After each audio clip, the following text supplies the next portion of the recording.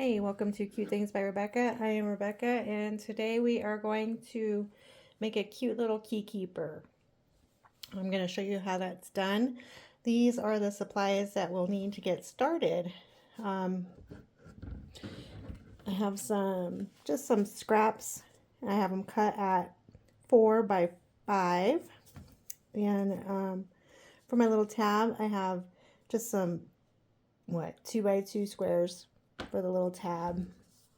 I am using tearaway stabilizer, and you're going to need some elastic, some cording. This is wax cording, cut at about 9 or 10 inches long, your keys, and a set of snaps.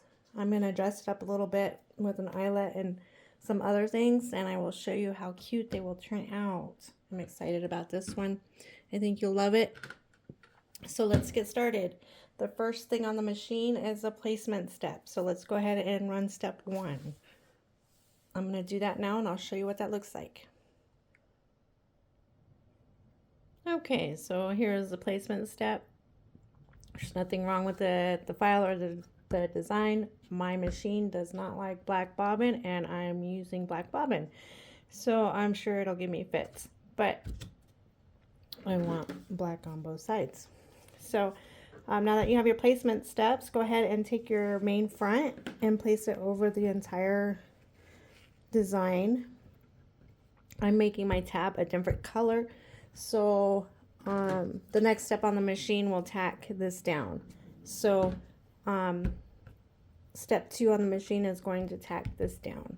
So go ahead and run that step. Okay, so that's tacked down. Now the next step is going to tack this down. Now you have 2 ways of doing this for the cording. You can add your cord now. You want to take your cording and fold it in half, and depending on which way you want your heart to go and snap, you can put your cord from the top of the heart or from the bottom of the heart. I'm going to go ahead and do it from that side of the heart, the bottom of it. So you want to just take your cording and make sure it's in there. You can tape it and secure your cording, and then you would add your final top piece here. And it'll tack it down. So you can do the cording now, or you can do it at the end of the design before you place your backing. So I'm going to do it this way because I think it's a little bit easier to do it on the front of the hoop than it is the back of the hoop. So I'm just going to go ahead and tape that there and do this, and I'm going to run the next step. Now this design has a couple of different options that are coming out, different files. There's a quilted one, there's one with little paw prints on it, they're super cute. There's one with applique. So after you run these steps and this, you'll have designs possibly to use. So you just want to go ahead and follow what is on the machine until you come up to the next steps. This is the basic plain one, so you can use your cute little prints. So you may have some quilting or applique or something coming up next. Go ahead and do those, and then do your little tab. So I'm going to go ahead and tack that down. Okay, so our cording is sewn into there at this point. So go ahead and turn your hoop to the back side. We're going to go ahead and put our backing on. So just take your backing and place it over the entire placement there, and your tab. You want to secure them good with tape because it's on the back side of the hoop and you don't want them to fall off. So this is the last step on the machine, and like I said, you can do the cording now too if you wanted to, but I think it's a little easier to do on the front. So I'm going to go ahead and secure that with tape, run the last step, and I will show you what that looks like.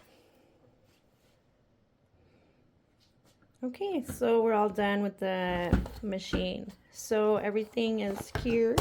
Just take it out of your hoop, clean up your stabilizer, and I'm going to trim. I'm not going to show you all of my trimming, but when you're doing your tab, just be sure not to trim your cording. It can happen. Just keep an eye on it when you're trimming it. So this little thing will be filled with stabilizer. You'll just have to dig it out. Dig it out. I have these little clamps. Let me get them. There's these little clamps or whatever, and sometimes I use them to get in there and start pulling stabilizer out. But I'm going to go ahead and trim around the design, and then I'll show you how to put it together. Okay, so everything's trimmed. It should look like this. Okay, so the next step that you want to do is you want to take and put your cording through this little hole there. It's small because you don't want, you know, the heart to come out of it. Anyways, I take my little clamps and just clamp my end, and then just stick it through so I can reach it good. Maybe. There we go. So I wanted my heart to be up like that. I don't know why, because you could have done it the other way around. But anyways, you have this little loop here. Now you want to take and attach a key ring to it. You can use just a regular key ring with your key.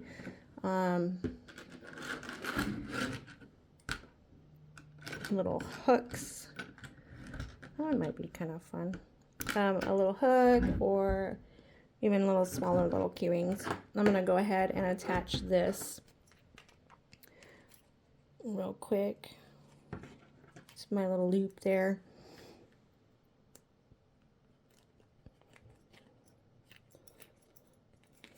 Like so. And then, see how your little key is getting pulled up in there? It's cute, huh?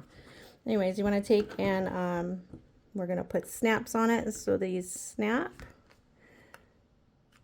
like so.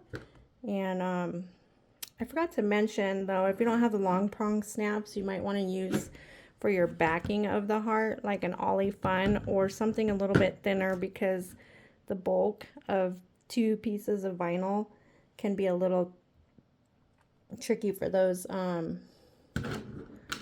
cam snaps that we're going to use. So I'm going to go ahead and put my snaps in it.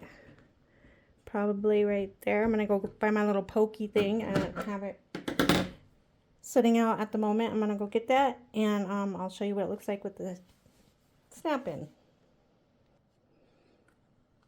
I was going to show you how to do the snaps, and I almost forgot. So you want to take your snap, poke a hole in wherever it's going to line up. I already did the heart, and just right in the middle. Where do we want it? Try to find your center. I squish it, make a little indentation so I know where I want it to go. I'm going to stab a hole. Take my prong and push it through. Take my other piece. And the little tool that comes with those little cam snaps, pretty handy. And just squish it. So now it's all done. If you want to keep it this way. See, it's cute. We're going to dress it up just a tad bit more. So what else you can do with these is, let's see what I got. So I'm going to stick an eyelet right up here in between my strings so I can hook something cute on it.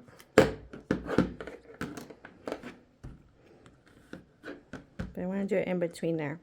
So I'm just going to go ahead and poke a hole for my eyelet in between there.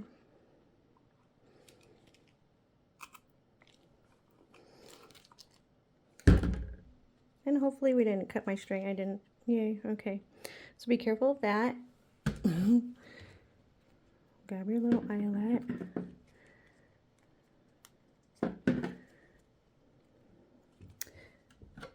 A little backing for the eyelet.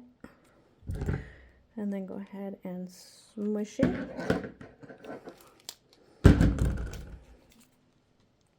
And hopefully you don't do what I just did and get it attached in your eyelet. There, we got it. Okay, see. Okay, so, and then now I'm gonna put this cute little wire beaded thing around it so I can dangle it from my purse strap or something. I'm just gonna put some little beads in there. These are the little silicone beads. Squish them in there.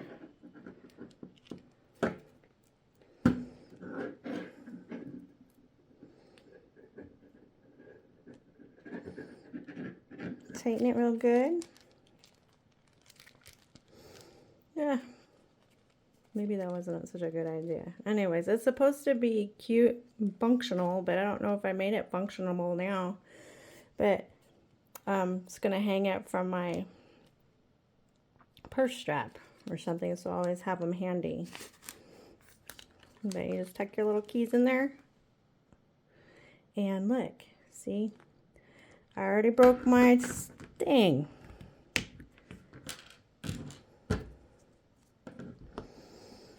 So I'm going to go get another snap and fix it.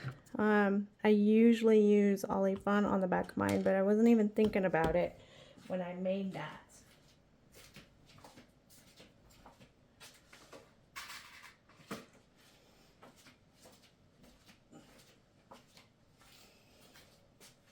And I don't, which way does it go? I don't really use the long prong snaps. I forgot to order them in my last bit. So, that's the piece I need right there. We're going to try this again, and if it doesn't hold again, I will redo it. The little tab part. But yeah, I meant to use Ollie-Fun and completely forgot.